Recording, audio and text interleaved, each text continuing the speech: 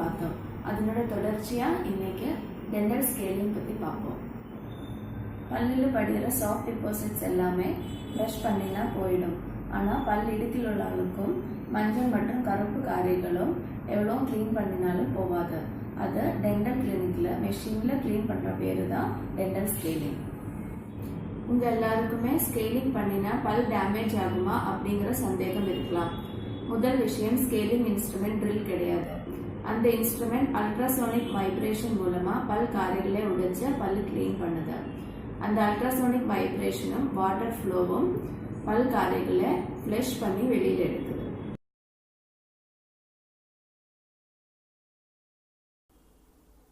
இந்த அனிமேஷன் வீடியோவில் பாருங்க, பல்லுடைய ஈருக்கு அடியில் இருக்கிற அழுக்கெல்லாம் அல்ட்ராசோனிக் வைப்ரேஷன் மற்றும் வாட்டர் மூலமா கிளீன் ஆகுது.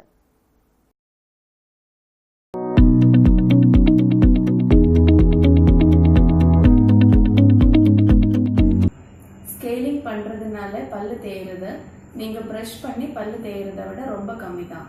அதனால 6 மாசத்துக்கு ஒரு தடவை பல்லு ஸ்கேலிங் பண்ணிக்கோங்க.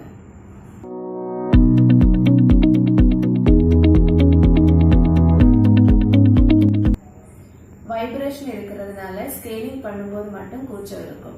அதுபோல பல் ஈறு வீக்கம் மற்றும் ஈறு கீழே இறங்கி இருக்கிறவங்களுக்கும் கூச்சம் மற்றும் வலி வரலாம். அது ஒரே நாள்ல சரியாயிடும்.